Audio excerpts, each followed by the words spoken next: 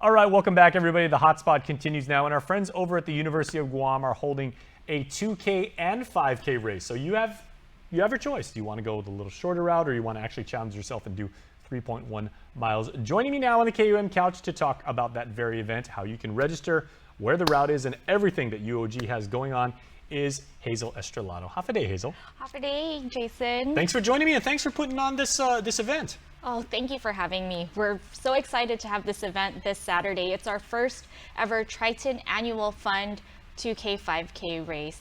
And I know a couple weeks ago you guys did a story with my boss, Norm Analista, talking about the launch of the Triton Annual Fund. You know Norm's a KUM alumni, right? Oh, yes. He was a sports reporter, and he was actually very, very good.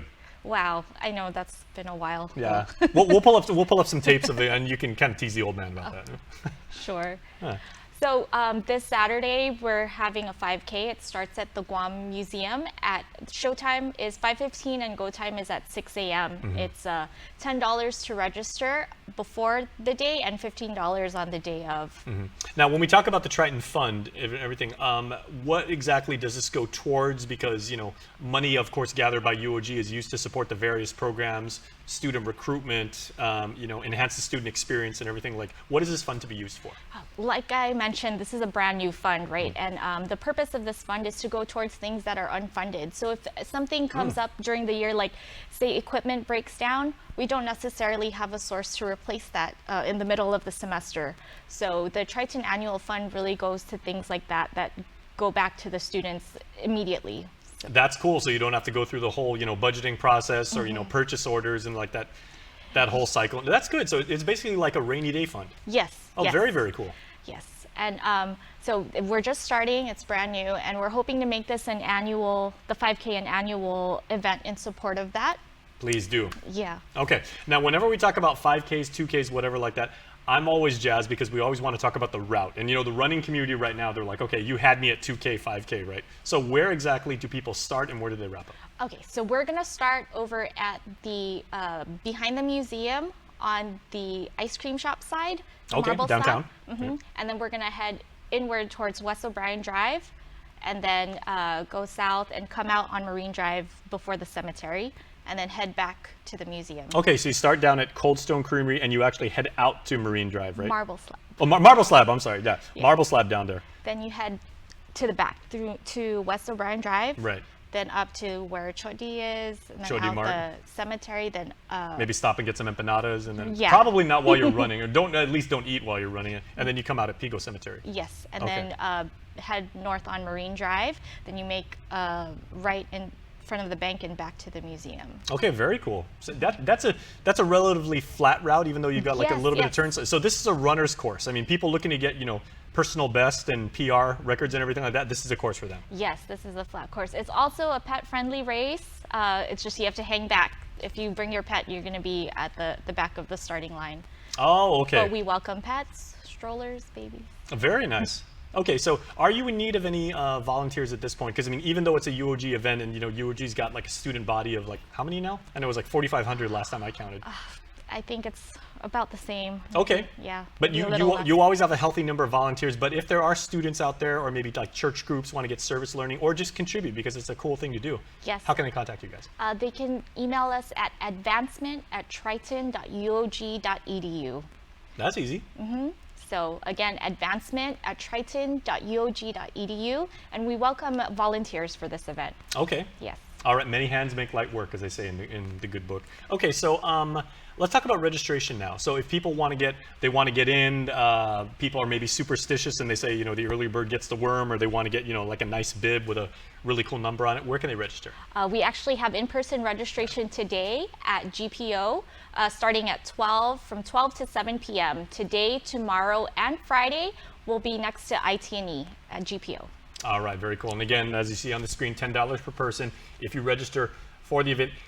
If you kind of practice tomorrow time and you want to do the same day thing, it's only $15. And remember, this helps UOG. It gives them a ready cash kitty in case they ever need, as Hazel said, to make repairs, kind of like get things up and running when they break down, as they always do. And We Very, also, very cool. sorry, Jason, we also have an option to register online. If you can't make it before the race day and you still want that $10 rate, you can register online. And our website is url.uog.edu/TAF-5K. Right on cue, and that's why Mr. Josler in the back is the best in the business, because we had that right as you were saying it.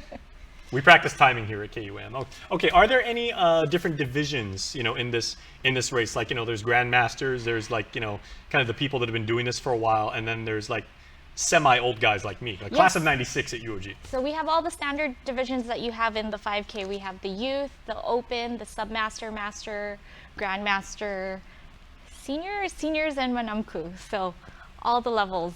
Okay, those manamku can still fly though. I've been to a couple like 5Ks where the manamku, and they bring it. I'm sure. I Yeah. know. Okay. Well, that being said, are you going to be competing in which one, 2K or 5K? I wish. If I didn't have to work, I would probably just do the 2K. No shame in that. No shame whatsoever. But to be fair, you've got like a million things on your plate that day, making sure that the race goes off without a hitch, that everybody's well informed, everybody's hydrated, and everything. You got a bunch of stuff you got to do. Yes, but you will see a bunch of our UOG community signed up and running that day. Okay, very cool. And remember, volunteers are absolutely needed, and it's a great way just to get out, help your community, because there is no better way than to get up super early on a Saturday morning and do something very, very positive. And this also helps our university have the money that they need. Okay, what else have you guys got going on in your office? Oh, so at the end of the race, the Guam Museum will actually be open at 7 that morning. We have, for our 70th anniversary, Jason, we have the rotating gallery at the Guam Museum, and it's an exhibit where we showcase all the work we've done over the 70 years the university has done in transforming lives and advancing communities. And it's a really great exhibit, and it's open from Tuesday to Friday from 9 a.m. to 2 p.m. And I know a lot of people work during that time, so if they haven't seen it yet, this Saturday is going to be the chance for them to see it outside of working hours, and it'll be open from 8 a.m. to 12 p.m. Very cool. So even race participants, as soon as they're Yes. done with the race, maybe like change your shirt, kind of like dry off, pad down, and then go inside and experience, the very fine work that UOG has now done for 7 decades, including, having earpieces pop out. Yeah, and the museum exhibit is only going to be open until October 14, so we only have a couple more weeks to see it. Time is of the essence, and they teach us all at UOG. You got to get things done on time and on schedule. So real quick, we're wrapping up now. So what does it mean to you to be able to work at like UOG? Because the institution itself is so much a different entity than when I went there in the early and mid 90s. And we had like, I'm not sure if you have heard like the stories about the A building and the B building. There were these really tiny like classrooms that were like literal broom closets and everything. But now you've got these amazing, expansive, collaborative facilities where, kids don't just learn from a book. They share ideas, they develop solutions, they propose theories, they do research and everything. And you're a direct part of that, help making that possible. It's really nice to see all the change that's happening, right? So I was at the university maybe 10 years ago, a little over 10 years ago, and back when I was there, I signed the petition for the new student center, and it's exciting that we're actually breaking ground and starting on that real soon. And it's nice that I get to still be here and see that. New student center. I can't wait to see that. Okay, are you guys still going to keep the pool table? Please say yes. We'll talk to Dean Lawrence about that. Dean Camacho, Prim, he's my cousin. So, but please keep the pool table. That is, I know people like from class of like '83 that still love that pool table there at the student center. Is it still the same pool table? No, they've changed it over the years, but it was always a great way for students to go and relax. And we were talking about STEM earlier with Dr. Leah Bitnahalo. That's a great way for like the physics majors to also practice their angles and their geometry. Yeah. That's what we always said. That's the justification. Yeah. And did they still call the cafeteria the CAF? I'm not sure. That was the nickname we had for it. And it's like, hey, you gonna go to the CAF? I'm sure maybe some students do. That was what we called it when I went to school. Okay, there. See, you're looking at 2 old school Tritons, but nonetheless 2 alumni of UOG who are really, really proud of our university, and we want to see it the best it can be. So thank you for putting on this 2K and 5K, and please everybody make sure to hit up that URL once again, Joe sir, if you would please, because there you go. Thank you sir. All right, so we are getting this done again with earpieces popping out left and right. So we are going to get people registered for this race, and you are going to hit the ground literally running to help UOG. So Hazel, thank you so much for stopping by. Thanks, Jason. All right. All right, so we are going to have candidate conversations tomorrow because, of course, tomorrow is Thursday. And scheduled to appear tomorrow, we are wrapping up as we, of course, march towards the November 8th general election. Two incumbents are scheduled to join me here on the KUM couch, both Democrats. Sabina Perez, of course, she oversees a variety of things, including environmental concerns. She has oversight over that committee. And Senator Tina Rose Munya Barnes, of course, the former vice speaker.